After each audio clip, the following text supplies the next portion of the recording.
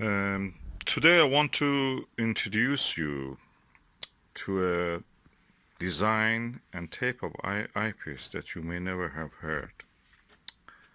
There is a reason for that, and the reason is that this eyepiece is designed for using military optical systems. It's not widely available to the public, and it is unfortunate. Uh, but you may see it, uh, versions of it in binoculars and some spotting scopes. It's called, what you see here is written B6 millimeter. B, if you know a lot about eyepieces, you know that there is no eyepiece with the letter B, or commonly available eyepieces with the letter B in the beginning of it. This is a kind of eyepiece called after a designer, which was Ludwig Bertele.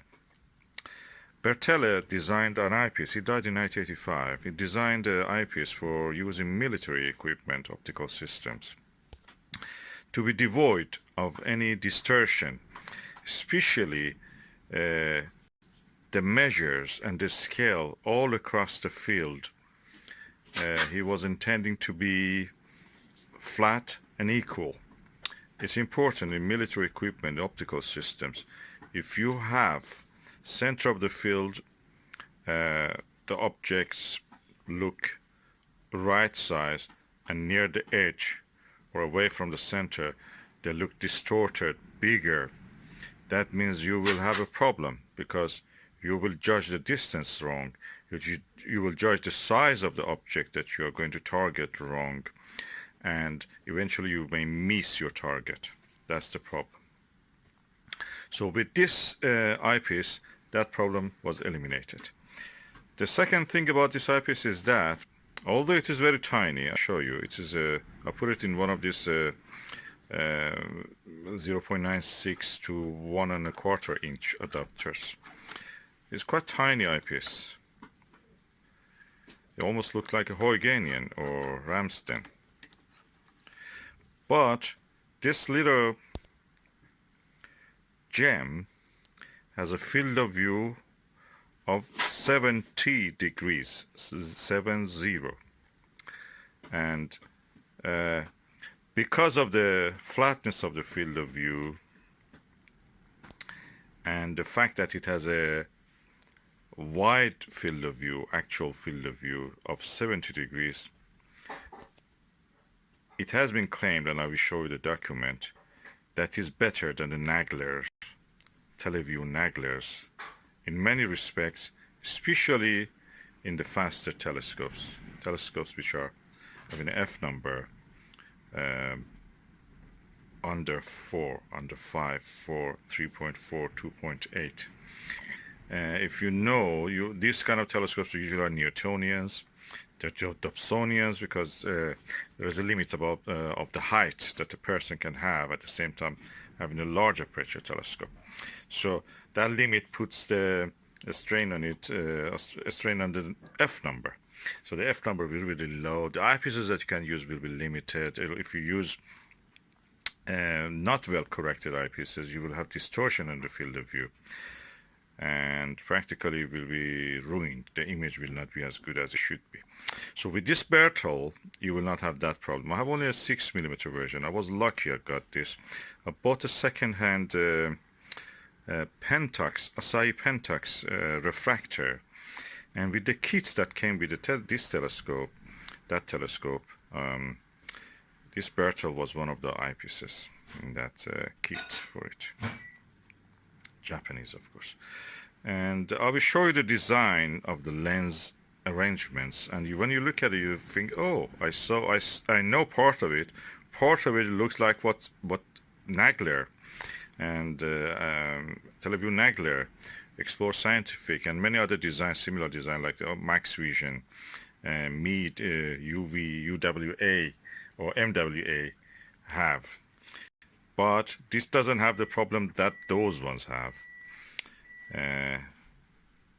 And because of that, it's extraordinary good.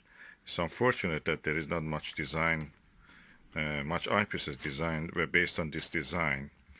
If they do it, that will be really good.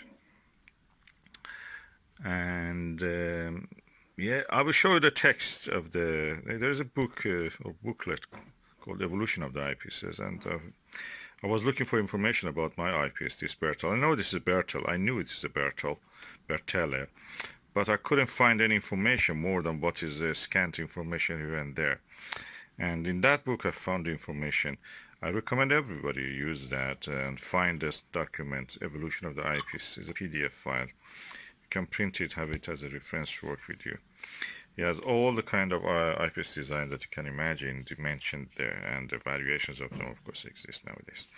So it's stormy today outside. I'm showing you the storm Carla from within the glass, double glazed glass of our window. You may not notice much movement, but it's really windy outside. These trees are very strong. They don't usually bend or move under any wind. And the storm Carla has made them really move. At the moment it's a bit calmer. But so that's the reason I don't open the window now.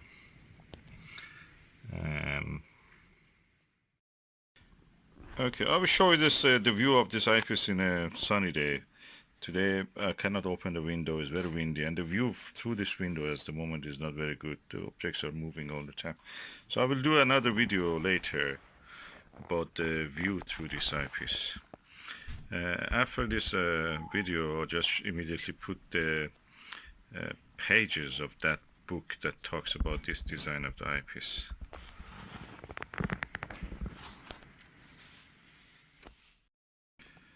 Okay, I'm putting the documents about the Bertele eyepieces and the comparison between them and the Nagler and all the design features. Please feel free to stop those. There are photo stills. Stop them at any stage to read what is written there. And yeah, I hope that designers will be making more of this kind of eyepiece in the future.